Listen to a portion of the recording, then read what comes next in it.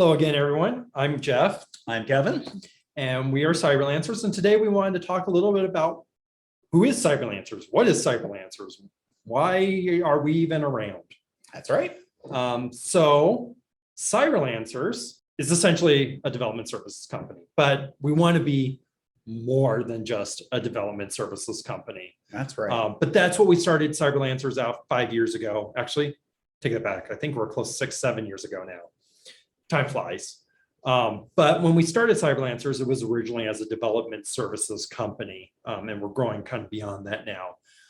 But what we started Cyberlancers is we wanted to operate under the idea that we wanted to be the gold standard of development services. That's right.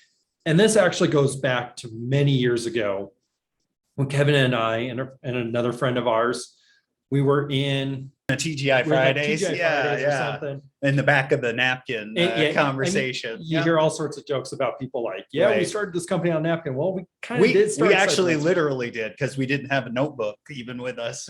So we wrote down on this, like, what would make a good company? We worked, the three of us had worked at a number of bad companies, some good companies. Some top 6 consulting firms, not to name names. And so we were trying to figure out what would make a good development company, especially us as developers, because what we found is that developers at a lot of these companies are not poorly treated. I mean, but we're not the central focus. When we worked for a digital agency, the main focus was on creative design, because that's what people see. That's the sexy, flashy kind of thing. That's what wins awards. Right. Development, we're the grunt workers. We're the ones who get things done. And what would happen is you would have a project that had a budget, it had a timeline. 75% of that budget and timeline would go to design. And then us developers are left to fill in the rest. And just didn't feel like we were being treated the way that we thought we should be treated. So that's why we wanted to create a company. And that's why we focused on development services, is because we wanted to focus on development. We didn't want to focus on design. We didn't want to focus on user experience, on PR. We didn't want to have to worry about that stuff. We wanted to worry about development.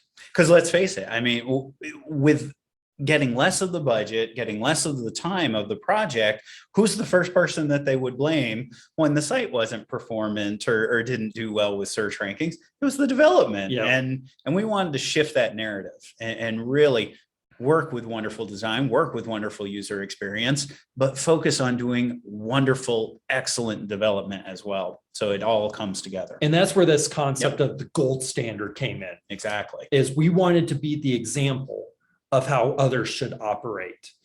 And so, I mean, what exactly does that gold standard mean? Well, first, it means we go and we pay our developers a fair rate. So we've decided to have all of our developers work as 1099 contractors. It's a gig economy. Now, normally when you say gig economy, it's like, oh, it's the company going and not treating their employees well, all using the Uber model or the DoorDash model, to where they pay their people cheap wages, work them a lot of hours, don't give them benefits, all in the name of letting them have freedom. That's not what we mean when we're part of the gig economy and that we're treating our people as 1099 consultants. What we're giving them is freedom. We let them work when they want to work. We let them work how they want to work. We just tell them what they work on, but they can determine where and when they work on it. If it's on the beach, if it's down in Argentina, if it's in Egypt, wherever. They can work wherever they want to work, as long as they get the job done. By being a consultant, it also gives them a lot of freedom as far as taxes go, as far as letting them choose what benefits they want to use, rather than us saying, here's the benefits you're getting. They can choose their own benefits. And in exchange for that, we're not following the Uber model where we're going to pay them less than minimum wage. No, we give them a very competitive wage, which is usually more than they would make as a full-time employee. We have a very strict recruiting policy. So we're finding the best talent. We want to pay more so that we're hiring the senior developers, the folks that are disciplined, the folks that, now that we are all working remote, are actually getting a lot of work done. top quality work. That's who we're attracting. Yeah, I mean, we say we're near onshore, not offshore. Don't get me wrong, there's a lot of good offshore developers out there, but when we want, one of our core values is communication. And we found that the communication starts to suffer once you start going offshore. So all of our developers are in the United States and Canada, which gives us a good quality, a great developer, great communication. But along with that, what this also allows is, yes, we treat our developers well, but we're all remote. We're a remote-based company. That's why I'm here in Colorado. We're not here sitting in an office. We're sitting in a hotel room. The reason for that is we don't have a central office. We saw so many people during COVID that suffered trying to pay for this office that no one was coming to. Right. And that was something that we didn't want to do. We kind of laugh when we look at these other companies and you watch their little trailer videos to where they're all the same.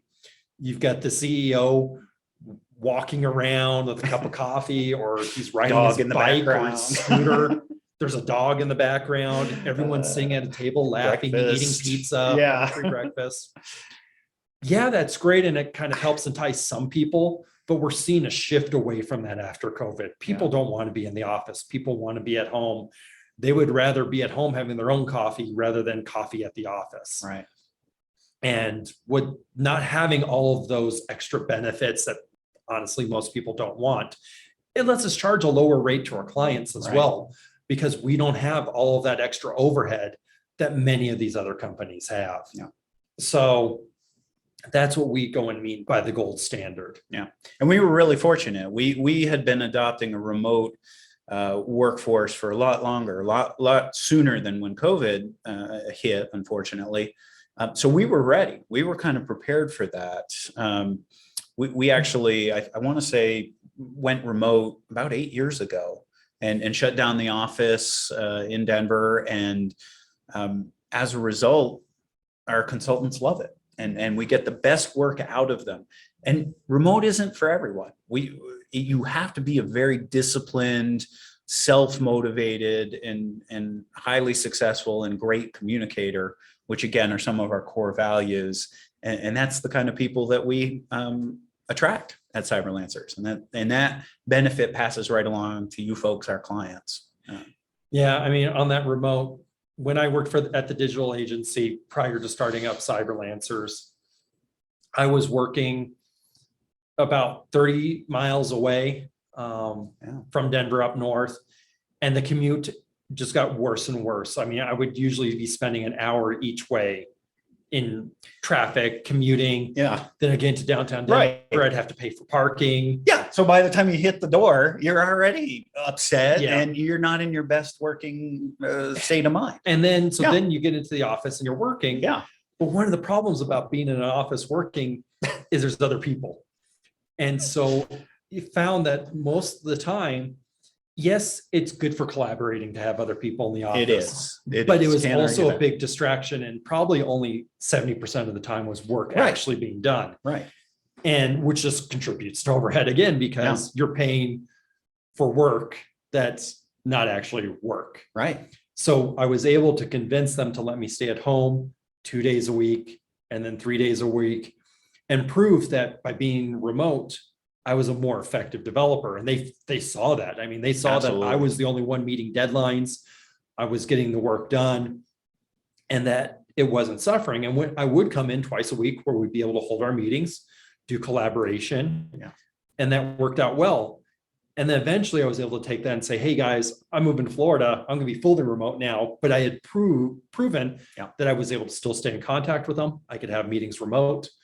I was still getting my work done, but I was able to go and be somewhere where I wanted to be. And I think we've just been able to prove that out even further. It's like, you know what, it doesn't matter where you are. There's so many tools now with Zoom and Slack and all these other tools that allow you to stay in contact and allow people to be remote and to be happy. Yeah. Now, I will say the one thing we are missing, and it's finally coming back, is once we shut down the office, we recognized, well, we still do need to collaborate. There is a lot of benefit of that. But the beauty of not having an office is, one, we can pass along those savings to our clients. But secondly, when we need to collaborate, we'll visit the client on site, and we'll meet with you folks and bring in our team together. And that's how you get your collaboration. And then if you happen to be very remote, then we definitely like to set up at least once a year, an in-person with most of the company together, so we can get that collaborative effort as well. So we'll start to see more and more of that come back now that we're in better shape, I'd say. Yeah, so that's benefits to our clients. I mean, now as far as our freelancers go, we allow them to work as consultants. Right. But what we've also found by having freelancers is, and we were talking about this on the napkin too, is what I like to say is we're stronger together than we are separate. So one of the hard things, speaking to the freelancers out there, one of the hard things about being a freelancer is you're constantly looking for more work. You might have a contract for 3 to 4 months, and then for the next month, you're looking for the next job. Yeah. I was always stressed. I'll say that. And what we found is that it was tough because, here you are as an individual and you're trying to pitch to a client, and that client's like, okay, well, I don't know who you are. Like, you're just you. There's no insurance. Like, you don't have any insurance. There's a lot of risk with bringing on an individual freelancer. And that's where Cyberlancers comes in, is that, we've got the finance, we've got insurance. We maintain insurance for us and our freelancers. We've got a sales team that are out there getting new projects. And so as a freelancer, you've got a little bit, come into Cyberlancers, you've got a little bit more security than you would being out there on your own. We give you the freedom to be on your own, but we provide some of that additional security.